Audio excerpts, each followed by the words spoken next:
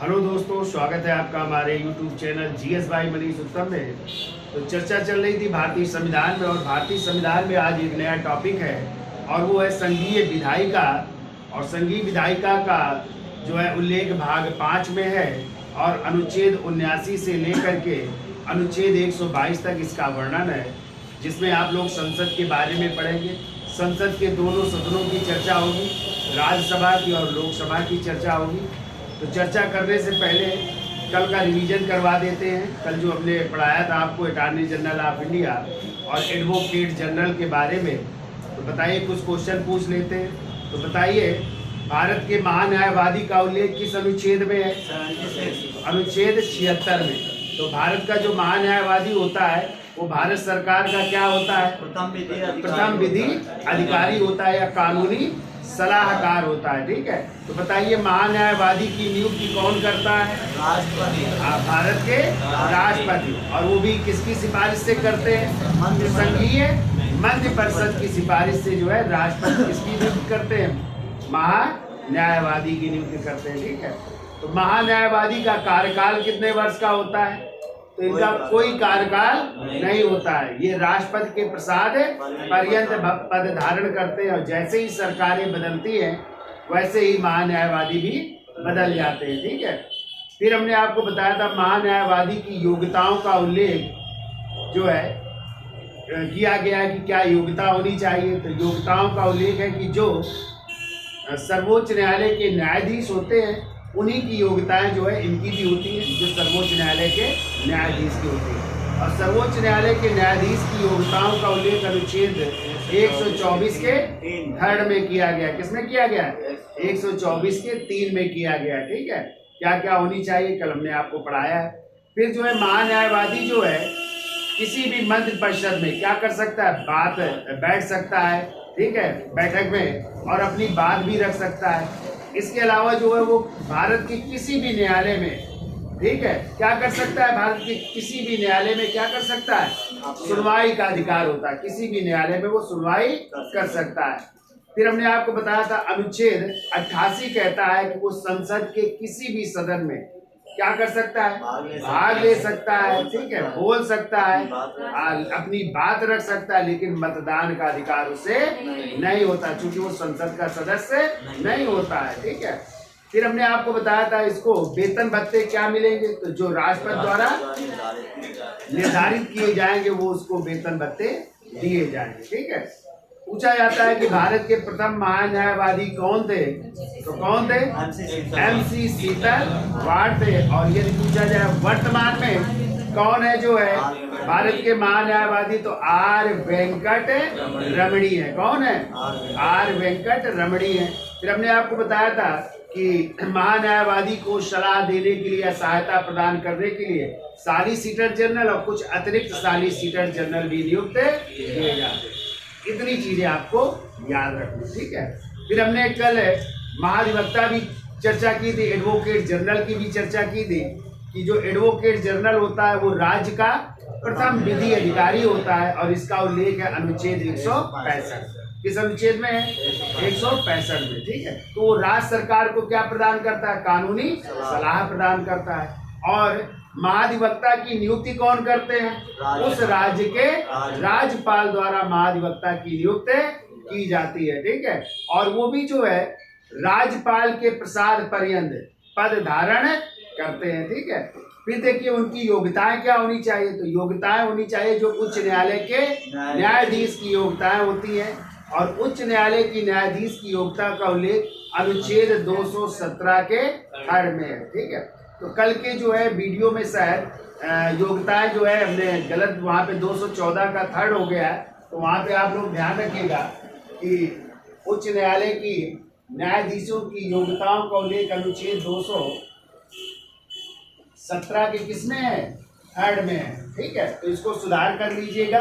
कल हमने शायद 214 का 3 बता दिया है, जबकि किसमें है? 217 के 3 में। ठीक है, कि भारत का नागरिक होना चाहिए, 10 वर्ष तक जो है क्या होना चाहिए? नहीं, कानूनी जो है क्या वो सलाहकार होना चाहिए। ठीक है, और 10 वर्ष तक वो अधिवक्ता रहा हो, ये उसकी क्या होती है? योग्यताएं होती है। ठीक है, फिर हमने आपको बताया था कि महाधिवक्ता भी जो है, जो राज्य का विधानमंडल होता है, उसकी कार्रवाइयों में क्या कर सकता है, भाग ले सकता है। ठीक है, और ये अनुच्छेद कहता है 177 के तहत, ठीक है, कि राज्य के विधानमंडल की कार्रवाइयों में भाग ले सकता है, अपनी बात रख सकता है, बोल सकता है, लेकिन उसे मतदान का अधिकार नहीं होता। इसके अलावा वो राज्य के किसी भी न्यायालय में भी कानूनी क्या कर सकता है, सलाह दे सकता है। ठीक है, तो वो किसी भी राज्य के जो भी न्यायालय, जितने भी न्यायालय हैं, वहाँ पे वो भाग ले सकता है। ठीक है, और राज्य सरकार के मुकदमों की क्या कर सकता है, पैरवी कर सकता है। ठीक है, फिर हमने आपको बताया था कि यदि उत्तर प्रदेश के महाधिवक्ता की बात की जाए कि उत्तर प्रदेश के प्रथम महाधिवक्ता कौन थे, क्या बताया था हमने, कन्हैया लाल मिश्रा था। और वर्तमान में उत्तर प्रदेश के महाधिवक्ता कौन है, अजय कुमार मिश्र। और इसके पहले थे राघवेंद्र सिंह। कौन थे, राघवेंद्र सिंह। तो ये भी याद रखिएगा, तो दोनों मिलते जुलते हैं। ठीक है, महान्यायवादी भारत सरकार का पहला विधि या कानूनी अधिकारी होता है, और महाधिवक्ता राज्य सरकार का पहला कानूनी या विधि अधिकारी होता है। ठीक है, अब देखिए अगला नया टॉपिक है, और वो है संघीय विधायिका, जिसका उल्लेख है अनुच्छेद 79 से 122 में। और किस भाग में है, भाग 5 में। और अध्याय पूछा जाए तो अध्याय 2 में इसका उल्लेख है। ठीक है, तो देखिए जो संसद है आपकी, ये पूछा जाए संसद आपकी द्विसदनी कब हुई। ठीक है, तो संसद कितने सदनी है, द्विसदनी है। और द्विसदनी संसद हुई थी आपकी 1935 के भारत शासन अधिनियम के तहत। 1935 के भारत शासन अधिनियम के तहत।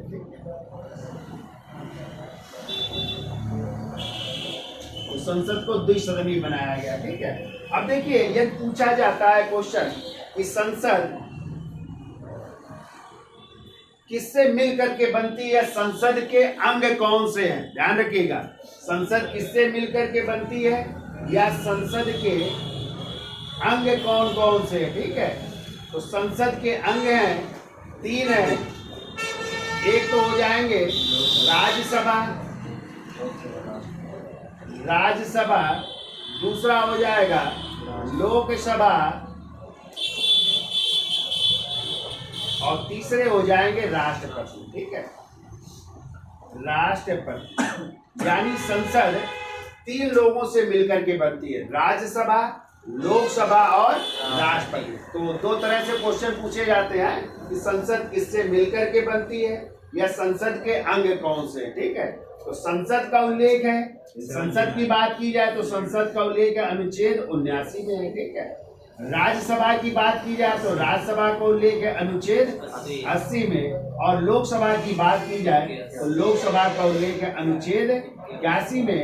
और यदि राष्ट्रपति की बात की जाए तो राष्ट्रपति का उल्लेख है अनुच्छेद 52 में। ठीक है, ये भी आपको याद रखना है। ठीक है, अनुच्छेद 52 ही कहता है भारत का एक राष्ट्रपति होगा। ठीक है, और संसद का उल्लेख है अनुच्छेद 79 में। ठीक है, राज्यसभा जो उच्च सदन है उसका उल्लेख है 80 में, लोकसभा का उल्लेख है अनुच्छेद 81 में, और राष्ट्रपति का उल्लेख है अनुच्छेद 52 में। ठीक है, अब यदि आ जाए संसद के सदन कितने हैं, तो देखिए ये भी क्वेश्चन पूछा जा सकता है, संसद के सदन कितने हैं।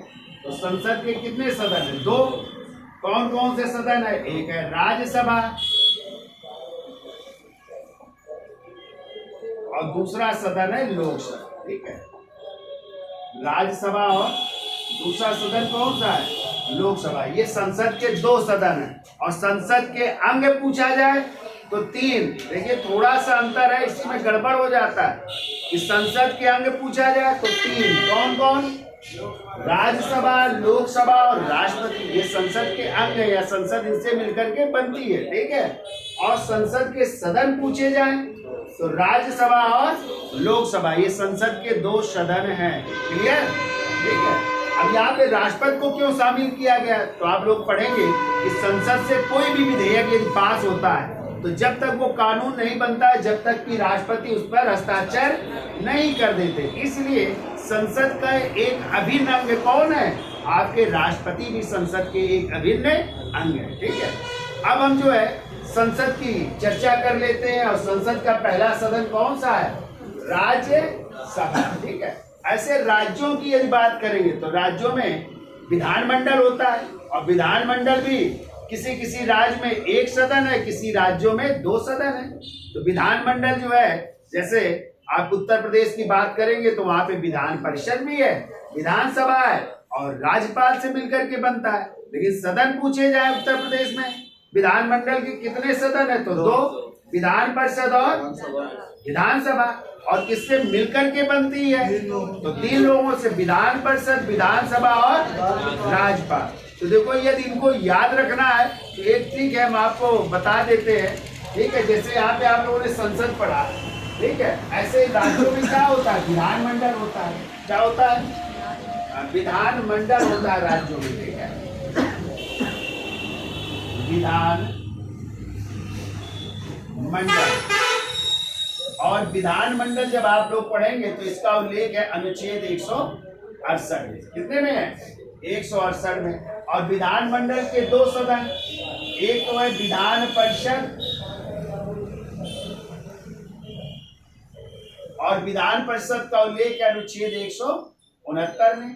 और तीसरा है आपका है सदन जो है वो है विधान सभा, और विधानसभा का उल्लेख किसमें है? 170 में।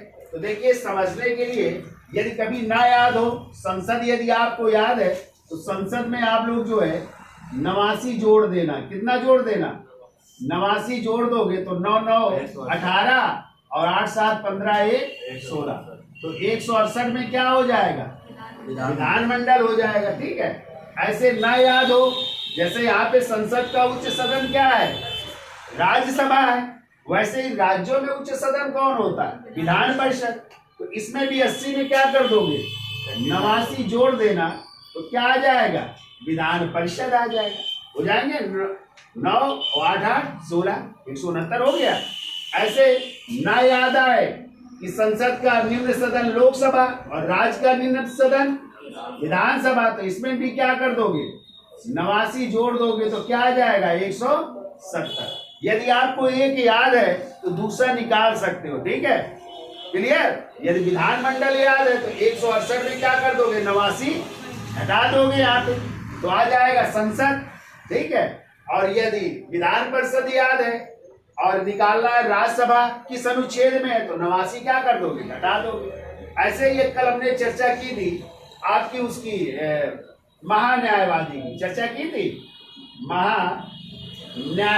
ठीक है, तो महान्यायवादी आप लोगों ने पढ़ा था अनुच्छेद 76 में पढ़ा था। और राज्य में कौन होता है? महाधिवक्ता होता है। कौन होता है? महाधिवक्ता या एडवोकेट जनरल होता है। तो 76 में क्या कर दोगे?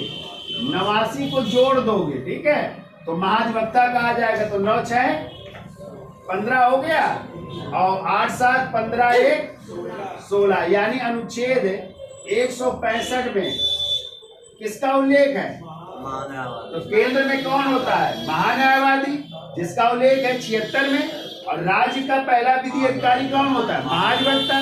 तो महाधिवक्ता का उल्लेख किसमें? 165 में। तो ये 89 क्या कर दोगे? जोड़ दोगे। यदि महाधिवक्ता याद है कि महाधिवक्ता किसमें? 165 में, तो 89 क्या कर दोगे?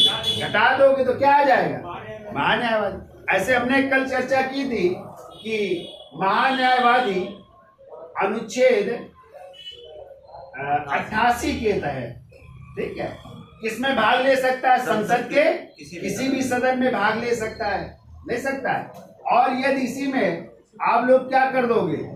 89 जोड़ दोगे। ठीक है, तो क्या आ जाएगा? 177 आ जाएगा। और 177 के तहत जो है महाधिवक्ता राज्य विधानमंडल में, राज्य विधानमंडल के 2 सदन, यानी जहां पे विधान परिषद भी है तो विधान परिषद, और विधानसभा तो प्रत्येक राज्यों में होती, तो वहां की क्या कर सकता है? विधानमंडल में भाग ले सकता है, अपनी बात रख सकता है। ठीक है, बोल सकता है, लेकिन मतदान का अधिकार नहीं होता। तो 89 क्या कर दिया आपने? जोड़ दिया। यहाँ पे है 88 में, और यहाँ पे किस में है? 177 में। जोड़ दोगे ना, 9 8 17 की 7 8 दूनी 16 1 17 177 में ये है। तो इस तरह आप लोग इस ट्रिक से ये कुछ चीजें जानकारी प्राप्त कर सकते हो। तो 89 जो है याद रखिएगा। संसद पता है, विधानमंडल नहीं पता है, तो क्या कर दोगे 79 में 89 को जोड़ दोगे तो आ जाएगा राज्य का विधानमंडल। जैसे आपको राज्यसभा पता है 80 में है, अब विधान परिषद नहीं याद आ रहा है, तो क्या कर दोगे 89 जोड़ दोगे तो 169 आ जाएगा। ठीक है, ये याद हो जाएगा। क्लियर। अब देखिए चर्चा कर लेते हैं संसद की। चूंकि चर्चा चल रही थी, राज्यों की चर्चा आगे हम करेंगे।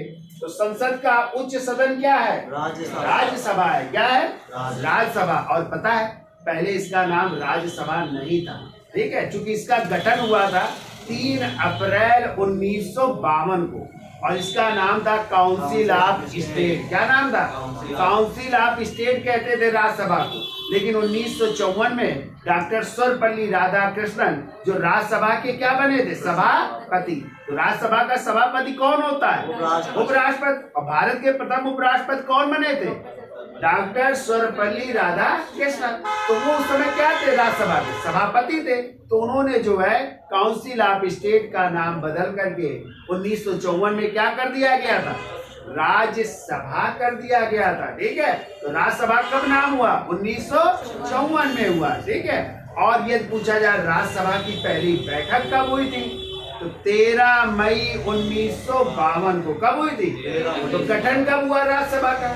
3 अप्रैल 1952 को। ठीक है, पहली बैठक कब हुई?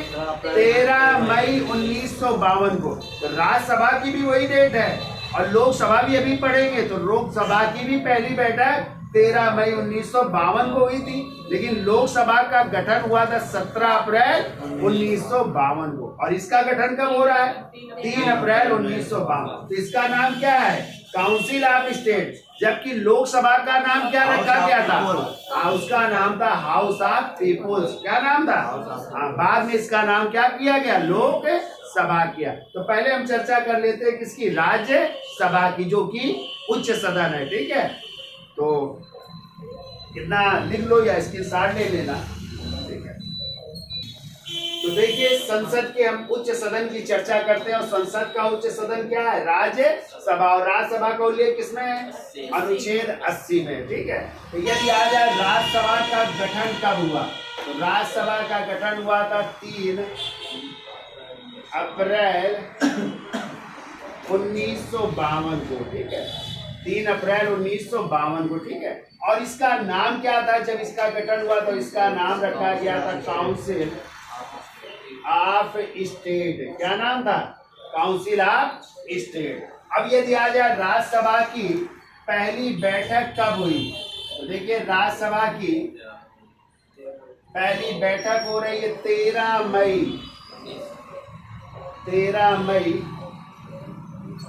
1952 को। कब हुई थी बैठक? ये याद रखिएगा, राज्यसभा की पहली बैठक हुई 13 मई 1952। अब देखिए इसका नाम पहले क्या था? Council of state. अब इसका नाम बदल करके क्या किया गया? राज्यसभा। तो कब किया गया?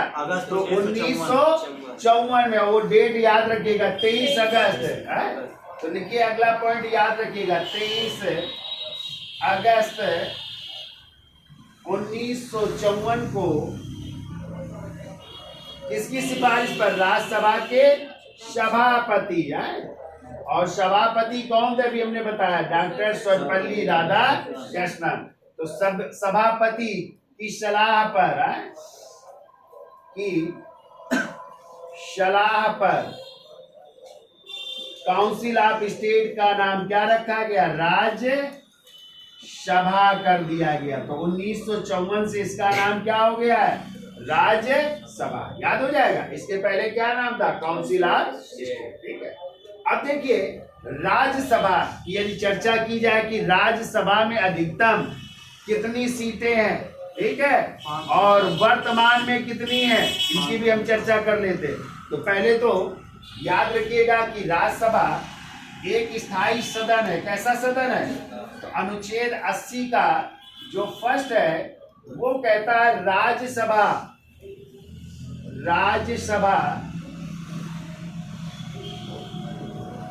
एक स्थायी सदन है। ठीक है, कैसा सदन है? एक क्वेश्चन बताइए आप, बताइए राज्यसभा का यदि आ जाए कार्यकाल कितने वर्षों का होता है? आंसर हो 6 वर्ष, 5 वर्ष, 4 वर्ष या इनमें से कोई नहीं। बताइए मानसी, इनमें से कोई नहीं। ठीक है, तो राज्यसभा का कोई कार्यकाल नहीं होता। राज्यसभा कैसा सदन है? स्थायी सदन है, जो कभी भंग ही नहीं होता है। ना तो ये भंग होता है, ना इसे समाप्त किया जा सकता है। तो कैसा सदन हो गया?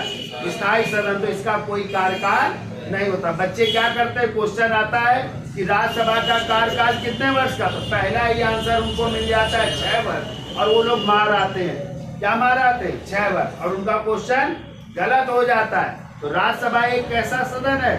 स्थायी सदन है, जो ना तो कभी भंग होता है, ना कभी समाप्त होता है। तो उसका कोई कार्यकाल नहीं होता।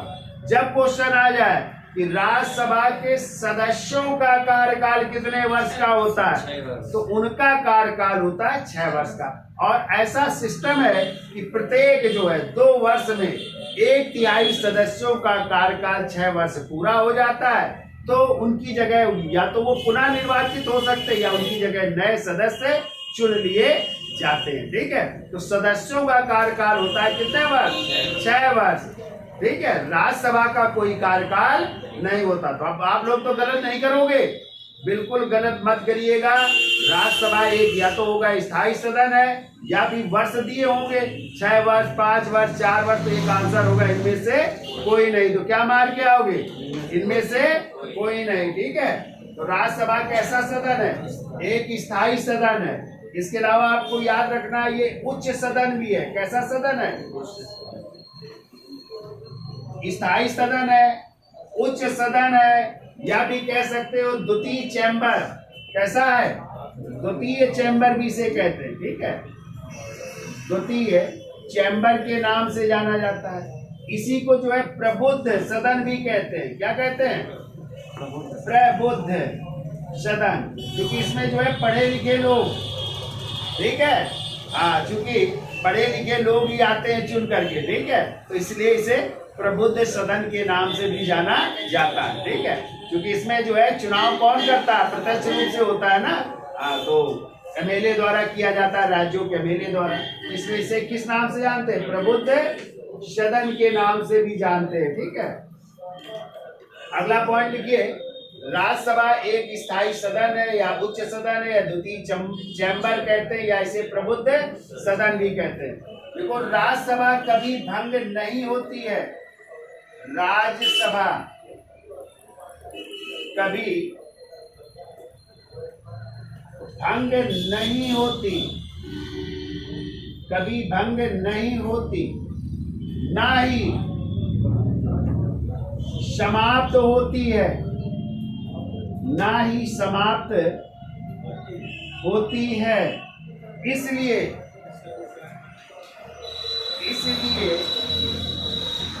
इसका कोई कार्यकाल नहीं होता। इसका कोई कार्यकाल नहीं होता।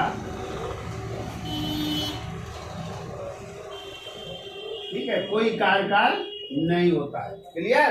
राज्यसभा का कोई कार्यकाल नहीं होता, ना तो वो कभी भंग होती है, ना ही समाप्त होती है। जबकि आप लोग जब विधान परिषद पढ़ोगे, ठीक है, राज्यों में यही अंतर है। ये आप लोग कह दे तो राज्यसभा जैसे केंद्र में, वैसे राज्य में विधान परिषद है। ऐसा नहीं है, कुछ अंतर है। तो विधान परिषद भंग तो नहीं होती, लेकिन विधान परिषद को समाप्त किया जा सकता है। जबकि राज्यसभा ना तो भंग होती, ना इसे समाप्त किया जा सकता। ये बहुत बड़ा अंतर है। लोग गलत कराते हैं कि कहते हैं जैसा राज्यसभा है वैसे ही विधान परिषद है राज्यों में। ऐसा नहीं है। ठीक है, तो राज्यसभा ना तो भंग होती, ना समाप्त होती है। जबकि विधान परिषद भंग तो नहीं होती, लेकिन समाप्त की जा सकती है। आगे हम पढ़ाएंगे कैसे समाप्त होगी, कैसे उसका गठन होगा। ठीक है, अब देखिए, तो राज्यसभा का कोई कार्यकाल नहीं होता, लेकिन जब आ जाए राज्यसभा के सदस्यों का कार्यकाल है। अगला पॉइंट लिखिए, राज्यसभा के सदस्यों का कार्यकाल कितने वर्ष का? 6 वर्ष का होता है। ठीक है, तो राज्यसभा के सदस्यों का कार्यकाल होता है 6 वर्ष। ठीक है, और ऐसा सिस्टम है कि प्रत्येक 2 वर्ष में, प्रत्येक 2 वर्ष में कितने तिहाई? 1/3 सदस्य या 1/3 सदस्य, 1/3 सदस्यों का कार्यकाल पूरा हो जाता है। ठीक है, पूरा हो जाता है या 6 वर्ष पूरा हो जाता है। ठीक है, तो इसकी जगह,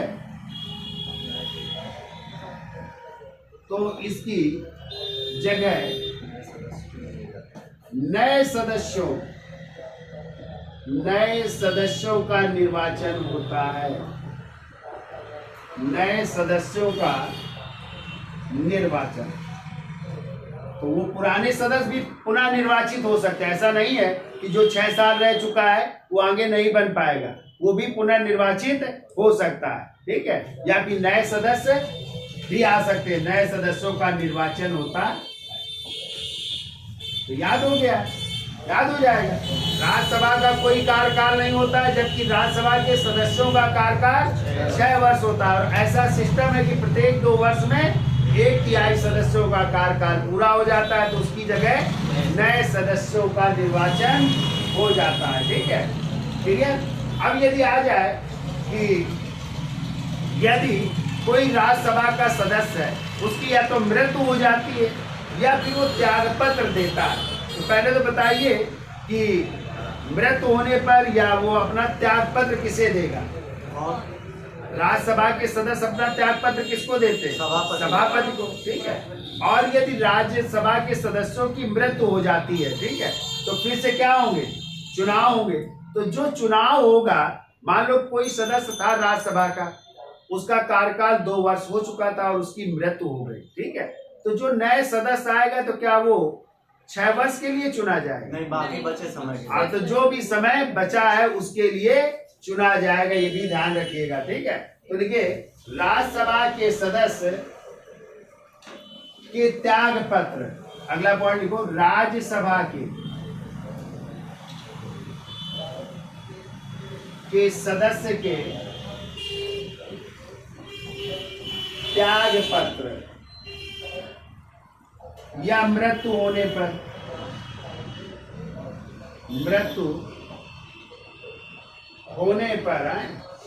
उपचुनाव कराया जाता है।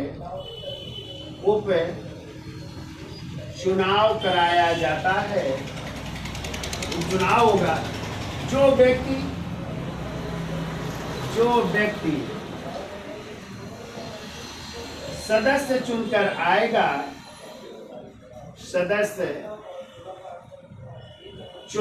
आएगा, वो बचे हुए या शेष बचे हुए समय के लिए होगा। ठीक है, सदस्य चुनकर आएगा, वो शेष बचे हुए समय के लिए होगा। शेष बचे हुए समय के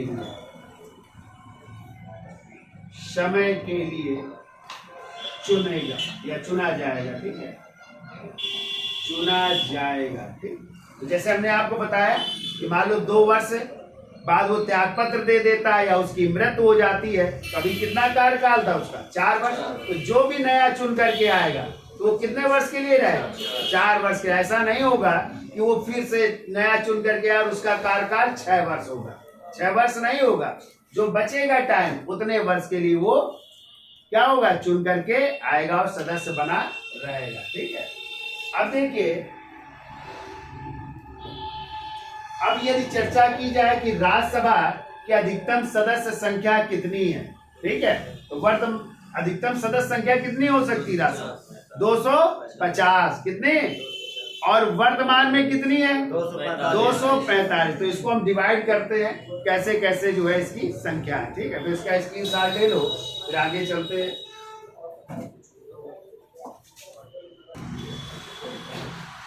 तो देखिए, राज्यसभा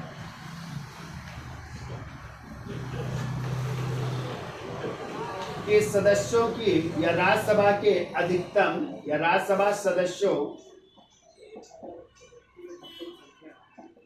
की अधिकतम संख्या पूछी जाए। ठीक है, अधिकतम संख्या कितनी है? 250। कितनी है? अब देखो 250 का बंटवारा कैसे है, तो इसमें कहा गया 238 सदस्य। ये कैसे होकर के आएंगे? निर्वाचित। कैसे होंगे? जो कि केंद्र से भी होंगे और राज्यों से होंगे, प्लस 12 सदस्य। ये किसके द्वारा मनोनीत होंगे? राष्ट्रपति द्वारा मनोनीत। ठीक है, राष्ट्रपति द्वारा मनोनीत किए जाएंगे। ठीक है, और मनोनीत का उल्लेख यदि पूछा जाए तो ये अनुच्छेद 80 के थर्ड के तहत है। मनोनीत होंगे जो किस क्षेत्र से होंगे? जो होंगे साहित्य, कला, विज्ञान, सामाजिक सेवा या सहकारी सेवा क्षेत्र से होंगे। इस क्षेत्र से ये लोग होंगे कितने? 12 सदस्य। लेकिन यदि हम वर्तमान में चर्चा करें कि वर्तमान में राज्यसभा की सदस्य संख्या कितनी है, तो वर्तमान में 245। कितनी है? 245 है वर्तमान में। अब देखो इनका बंटवारा कैसे है, थोड़ी सी चर्चा कर लेते हैं। तो वर्तमान में 245, तो 245 में 225। ठीक है, ये कहां से निर्वाचित होंगे? राज्यों द्वारा निर्वाचित है, राज्यों द्वारा निर्वाचित। तो कितने राज्य हैं? 28, यानी 28 राज्यों से चुन करके आएंगे।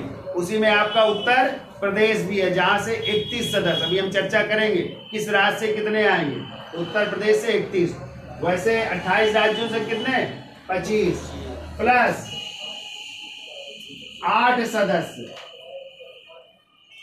इधर लिख देते हैं, 8 सदस्य कहां से आएंगे? केंद्र शासित प्रदेश से। केंद्र शासित प्रदेश से, केंद्र शासित प्रदेश। ठीक है, और केंद्र शासित प्रदेश वर्तमान में कितने हैं? 8। कितने हैं? 8 केंद्र शासित प्रदेश है, और इनसे चुन करके आएंगे। देखो कहां से कितने आएंगे। तो इस तरह यदि हम टोटल बात करें तो 225 और 8 कितने हो गए?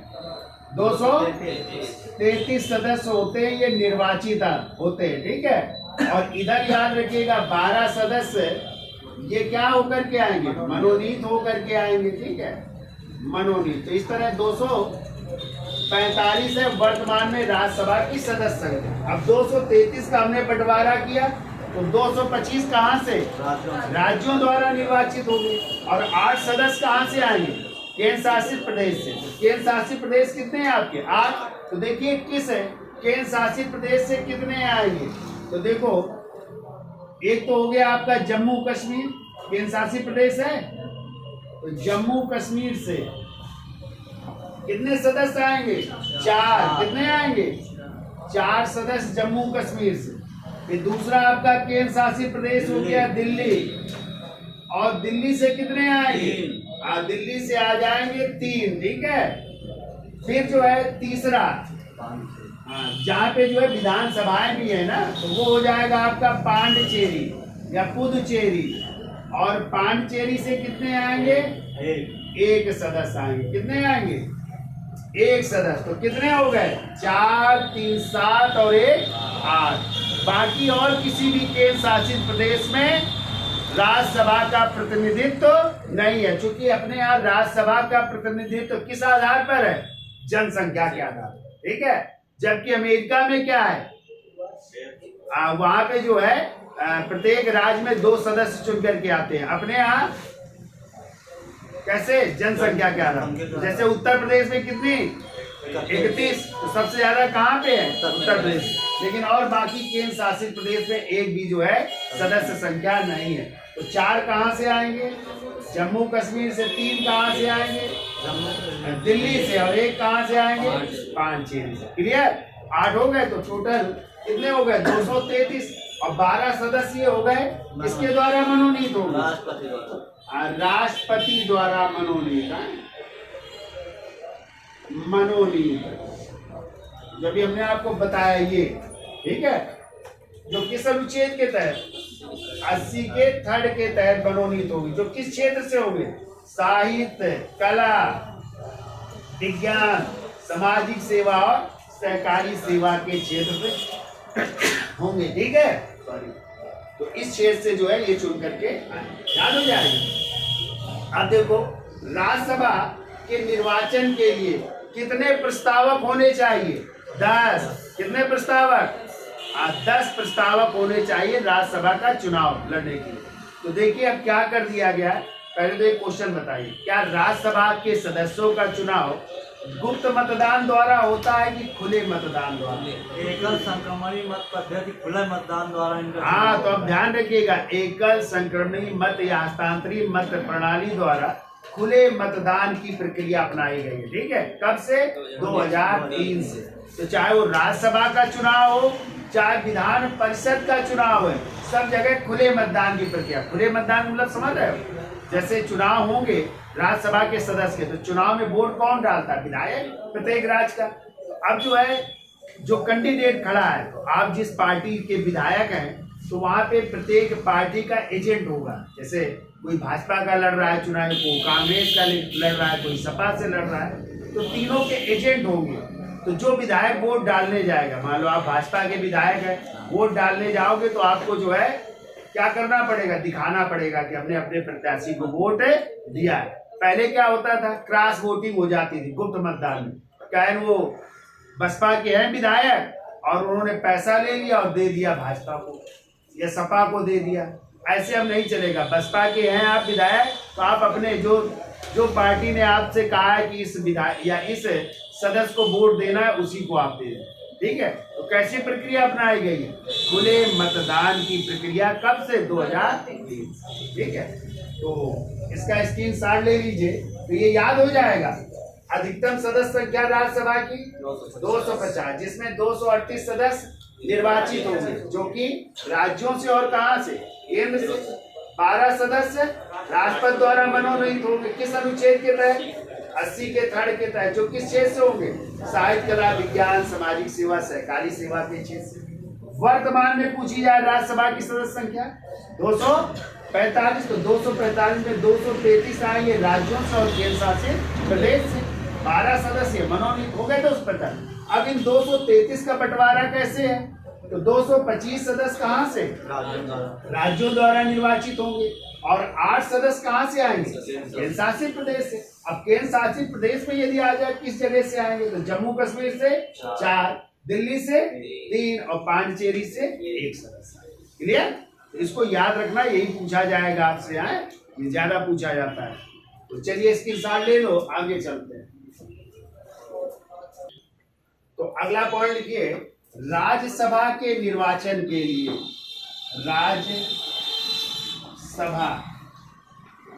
के निर्वाचन के लिए या राज्यसभा के सदस्य के निर्वाचन के लिए, ऐसा कर दो, राज्यसभा के सदस्य के निर्वाचन के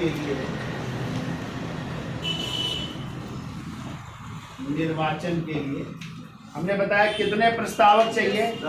10 प्रस्तावक। ठीक है, 10 प्रस्तावक होने चाहिए। ठीक है, तो 10 प्रस्तावकों के जो है हस्ताक्षर होने चाहिए। ये 10 प्रस्तावक क्या करेंगे? हस्ताक्षर करेंगे, तब आपका जो है फॉर्म भरा जाएगा। ठीक है, अब देखो निर्वाचक मंडल में, अगला पॉइंट लिखिए, निर्वाचक मंडल में, निर्वाचक मंडल में 233 कितने सदस्यों का चुनाव होगा? 233 सदस्यों का चुनाव, क्योंकि 233 तो आएंगे, 225 राज्यों से और 8 केंद्र शासित प्रदेश थे, तो 225 सदस्यों का चुनाव। ठीक है, कहाँ की? राज्य विधानसभाओं की, राज्य विधानसभाओं, तो राज्य विधानसभाओं प्लस और कहां से? केंद्र की विधानसभाओं प्लस केंद्र शासित प्रदेश की विधानसभाओं के सदस्यों द्वारा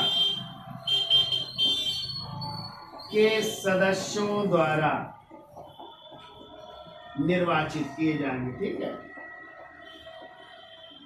के सदस्यों द्वारा निर्वाचित किए जाएंगे, यानी प्रत्येक राज्यों की विधानसभा के सदस्य चुनेंगे और कहाँ के? जो 8 सदस्य हैं उनको केंद्र शासित प्रदेश की विधानसभा, जैसे दिल्ली में भी विधानसभा है ना 70 सदस्य, पांडिचेरी में भी है, और जम्मू कश्मीर जो अभी केंद्र शासित प्रदेश बना है, और अभी जो है सुप्रीम कोर्ट ने कहा है कि सितंबर 2024 तक वहां पे चुनाव हो जाने चाहिए। ठीक है, तो अभी वहां पे विधानसभा नहीं है, लेकिन सुप्रीम कोर्ट का निर्देश आ चुका है कि अगले साल तक जो है जम्मू कश्मीर में जो है विधानसभा के चुनाव हो जाने, तो जम्मू कश्मीर में भी विधानसभा है। ठीक है, तो वहां के सदस्यों द्वारा इनका चुनाव किया जाएगा। किसका?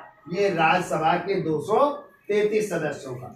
अब यहाँ पे देखो, विधान परिषद के सदस्य भाग नहीं लेते हैं, तो विधान परिषद कितने राज्यों में है? 6 राज्यों में। कितने राज्यों में? एक तो कर्नाटक, आंध्र प्रदेश, महाराष्ट्र, बिहार, उत्तर प्रदेश और तेलंगाना। इन्हीं 6 राज्यों में 2 सदन है, विधानसभा भी और विधान परिषद। बाकी सभी राज्यों में क्या है? विधानसभा। तो विधान परिषद के सदस्य जो है राज्यसभा के चुनाव में भाग नहीं लेते, ये याद रखिएगा। केवल कौन लेगा? विधानसभा के सदस्य भाग लेते हैं, ना कि विधान परिषद। ये याद रखिएगा आप लोग, यानी विधान परिषद के सदस्य भाग नहीं लेते। और ना ही आपने देखा होगा, पहले विधानसभा में एक एंग्लो इंडियन को मनोनीत किया जाता था। किसके द्वारा? राज्यपाल द्वारा। किस अनुच्छेद के तहत? 333 के तहत। ठीक है, तो वो भी सदस्य जो है राज्यसभा के सदस्यों के चुनाव में भाग नहीं लेते थे। लेकिन अब एंग्लो इंडियन के पद को क्या कर दिया गया? समाप्त कर दिया गया। जो राज्यों में एक एंग्लो इंडियन मनोनीत होता था राज्यपाल द्वारा, तो बताइए किस संशोधन द्वारा एंग्लो इंडियन के पद को समाप्त कर दिया? हाँ, तो 104वें संविधान संशोधन 2019 द्वारा। ठीक है, ये खत्म हो गया। ऐसे ही लोकसभा में 2 एंग्लो इंडियन मनोनीत होते थे। कौन मनोनीत करता? राष्ट्रपति। अनुच्छेद 331 के तहत। किस अनुच्छेद के तहत? 331 के तहत उनको भी क्या कर दिया गया? समाप्त कर दिया गया। इसीलिए लोकसभा में अब आ जाए क्वेश्चन कि लोकसभा की अधिकतम सदस्य संख्या कितनी है? 550। कितनी मारोगे आप? पहले 552 होती थी, तो 2 एंग्लो इंडियन होते थे। अब वर्तमान में लोकसभा की सदस्य संख्या कितनी है? तो पहले 545 होते थे, अब हो गई 543। कितनी हो गई? हाँ, जिसमें कि 524 आएंगे राज्यों से और 19 आएंगे केंद्र शासित प्रदेशों से। अभी हम आगे चर्चा करेंगे लोकसभा की, तो याद हो जाएगा। यानी इसमें ना तो विधान परिषद के सदस्य भाग लेते हैं, ना एंग्लो इंडियन पहले जो थे वो भी सदस्य राज्यसभा के चुनाव में भाग नहीं लेते थे। ठीक है, अब तो एंग्लो इंडियन का पद ही समाप्त हो गया, ये भी याद रखना। ठीक है, अब देखो ये निर्वाचन पद्धति कैसे होती है, तो निर्वाचन पद्धति देख लो। निर्वाचन पद्धति तो कैसे होती है? एकल आनुपातिक प्रतिनिधित्व। लिख लो, ऐसे लिखो, आनुपातिक प्रतिनिधित्व। आनुपातिक प्रतिनिधित्व पद्धति के अनुसार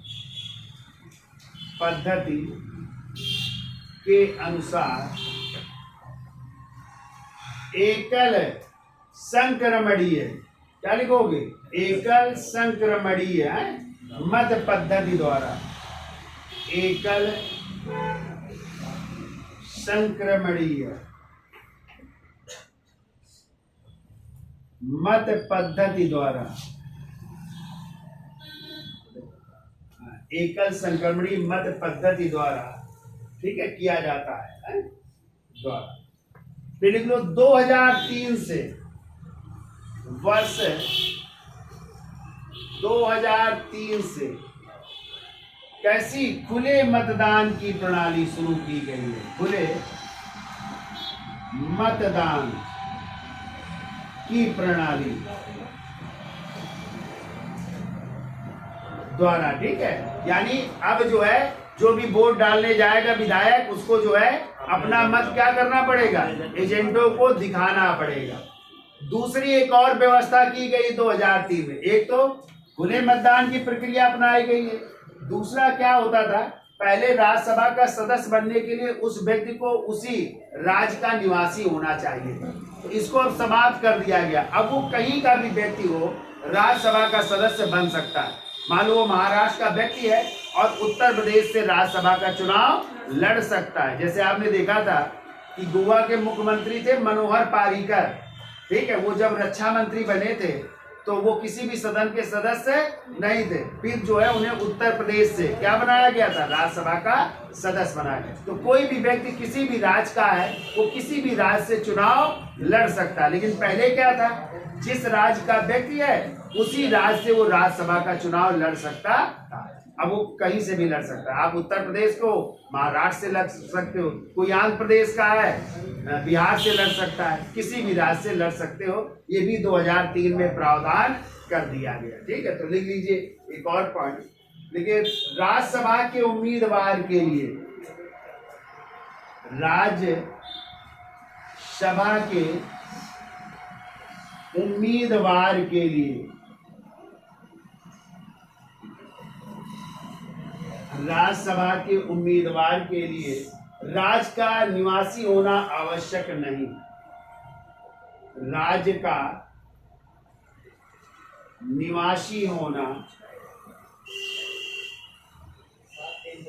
निवासी होना आवश्यक नहीं है, आवश्यक नहीं है, ठीक है। जैसे हमने बताया पहले था उसी राज्य का वो क्या होना चाहिए, निवासी होना चाहिए। अब किसी भी राज्य का है वो चुनाव लड़ सकता है, ठीक है। अब देखिए राज्यसभा की सीटों के आवंटन का उल्लेख किस अनुसूची में है, पीछे पढ़ करके आए हो आप, चौथी अनुसूची में, कि किस राज्य में कितनी सीटें होंगी, ठीक है। तो अगला पॉइंट लिखिए, देखो राज्यसभा की सीटों का आवंटन, राज्यसभा की सीटों का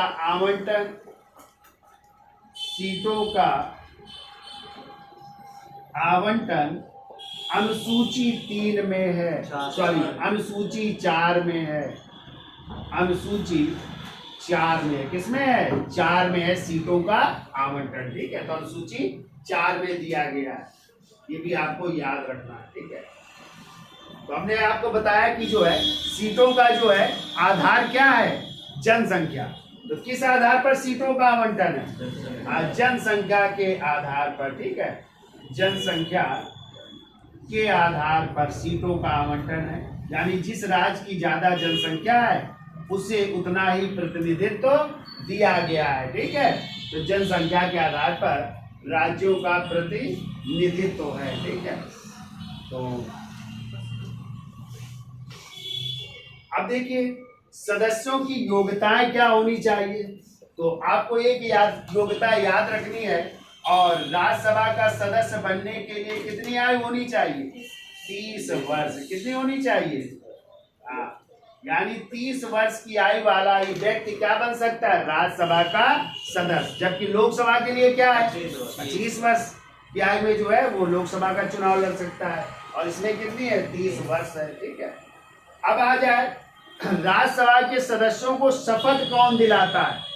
तो राज्यसभा के सदस्यों को शपथ दिलाते सभापति, और सभापति कौन होते हैं, उपराष्ट्रपति। यानी कौन शपथ दिलाएगा, राज्यसभा के सभापति राज्यसभा के सदस्यों को शपथ दिलाते हैं। तो लिख लो शपथ, इधर लिख देते हैं, शपथ किसके द्वारा, राज्यसभा के सभापति द्वारा, राज्यसभा के सभापति द्वारा, राज्यसभा के सभापति द्वारा इनको शपथ दिलाई जाती है। ठीक है, अब लिख लेते हैं किस राज्य में कितना प्रतिनिधित्व है राज्यसभा के सदस्यों का। जैसे हमने आपको बताया कि उत्तर प्रदेश में राज्यसभा की कितनी सीटें हैं, 31, 31 कितनी है। तो ऐसे ही किन किन राज्यों में कितनी है, मेन जो हम चर्चा कर लेते हैं। और फिर केंद्र शासित प्रदेश का तो हमने दिखाई दिया है किस राज्य में कितनी सीटें हैं। ठीक है, तो इसका स्क्रीनशॉट ले लो, फिर कुछ लिख लेते हैं क्योंकि आजकल तो हाँ हेडिंग